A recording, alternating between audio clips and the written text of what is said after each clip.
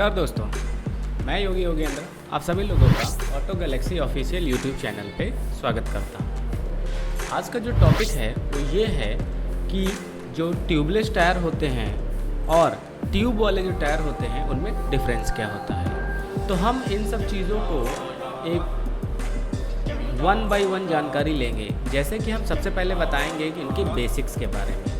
Basic ये है कि आप सभी लोगों को पता है कि टायर जो होते हैं वो 4 व्हीलर में भी यूज़ होते हैं, 2 व्हीलर में भी, 3 व्हीलर में भी, और जितने भी तरह की व्हीकल्स होती हैं उनमें हमारा टायर ज़रूर यूज़ होता है।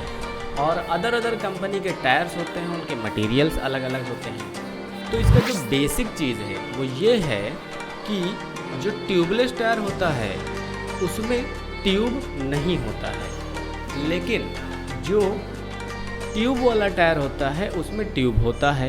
तो ये तो रही तो हमारी बेसिक जानकारी।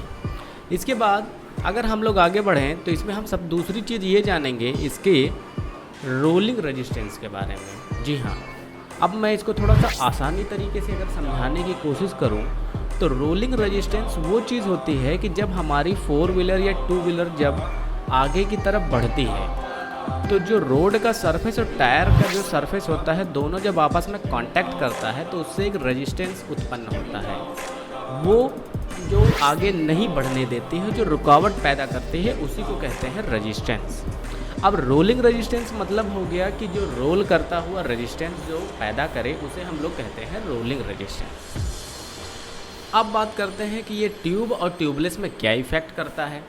तो इफ़ेक्ट ये करता है कि जो हमारा ट्यूब वाला जो टायर होता है, तो ट्यूब वाला जो टायर होता है उसमें कभी आपने ये चीज़ देखी होगी कि ट्यूब वाले टायर में जब हमारा जो एयर का जो एयर प्रेशर जब कम होता है ट्यूब वाले में, तो उसके पंक्चर होने के चांसेस काफ़ी ज़्यादा होते हैं। और मोस्टली जो हैवी व्हीकल्स जो होती हैं वो हाईवे पर ही क्यों पंक्चर होती हैं, इनका ये एक रीज़न है जो मैं अभी बता रहा हूँ। वो ये है कि सबसे पहली चीज़ तो ये कि जब आप हाईवे पे चलते हैं तो एक स्पीड और एक कॉन्टिन्यूअस स्पीड में चलते हैं, और साथ में कभी कभार ऐसा हो जाता है कि एयर का जो प्रेशर होता है जितनी रिक्वायरमेंट होती या तो उससे ज़्यादा हो जाता है या उससे कभी कभार कम हो जाता है। ट्यूब वाले में क्या होता है कि जो हमारा ट्यूब वाला होता है तो टायर और ट्यूब दो चीज़ें पड़ी होती हैं।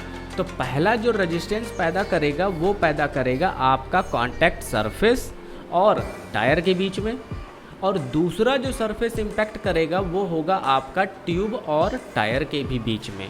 यानी कि अगर हम बात करें कि अपनी दोनों हथेलियों को अगर आपस में करें तो उससे होता ये है कि हमारा जो रफ़ करने से हीट जनरेट होती है। सेम उसी तरीके से जब हम कभी भी कोई कार को हाई स्पीड में या बाइक को हाई स्पीड में जब चलाते हैं तो उसमें होता यह है कि उसमें भी हीट जनरेट होती है। वो इसीलिए होती है रेजिस्टेंस की ही वजह से। अब रेजिस्टेंस की वजह से होती है तो उसमें दो तरह से हीट जनरेट होगी, जिससे क्या होता है कि टायर पंक्चर होने का और दोनों तरीके से होने के चांसेस ज़्यादा होते हैं। अब बात कर लेते हैं ट्यूबलेस वाले में।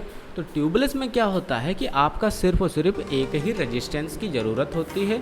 वो ये है कि वो सिर्फ सरफेस यानी कांटेक्ट जो सरफेस होता है बस उसी पे जब रेजिस्टेंस पैदा होगा। अंदर जब कोई ट्यूब ही नहीं होता है तो अंदर कोई चांस ही नहीं होता है और इसके पंक्चर होने के भी चांसेस काफ़ी कम होते हैं।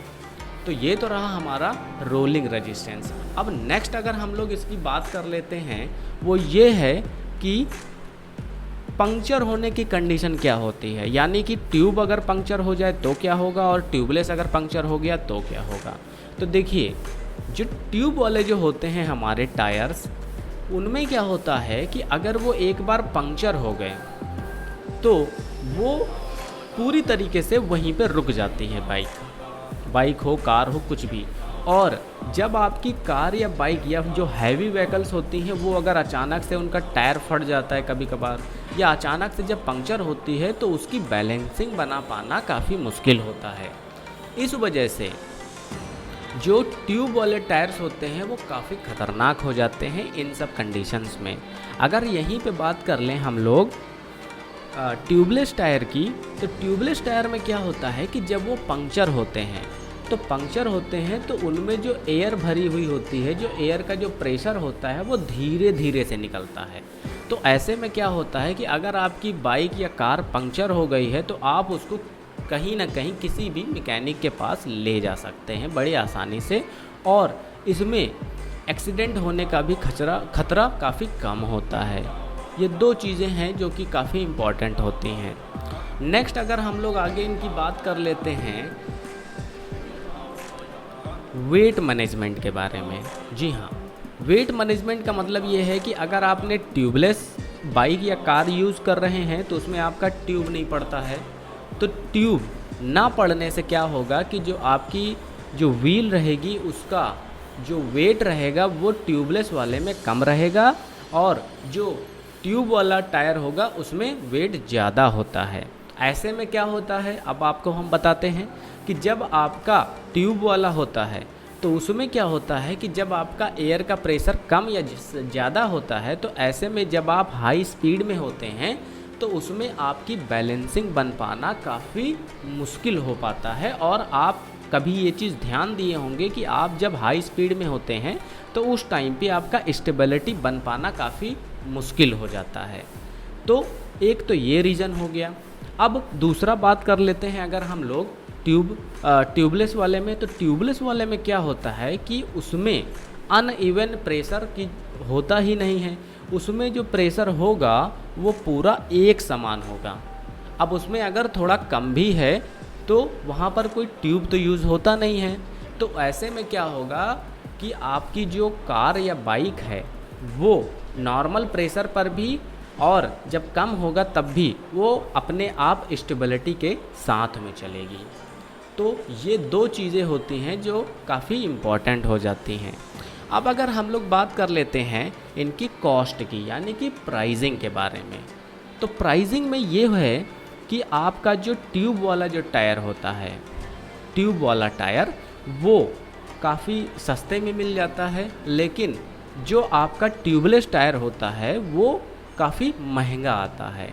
वो इसलिए होता है क्योंकि उसकी जो ट्यूब वाला टायर होता है उसमें क्या होता है कि उसकी ड्यूरेबिलिटी काफ़ी कम होती है, और जो ट्यूबलेस वाला होता है उसकी ड्यूरेबिलिटी काफ़ी ज़्यादा होती है। क्यों? क्योंकि जो ट्यूब वाला टायर होता है उसमें जो प्रेशर जो होता है वो आपका ज़्यादा से ज़्यादा ट्यूब ही ले लेता है।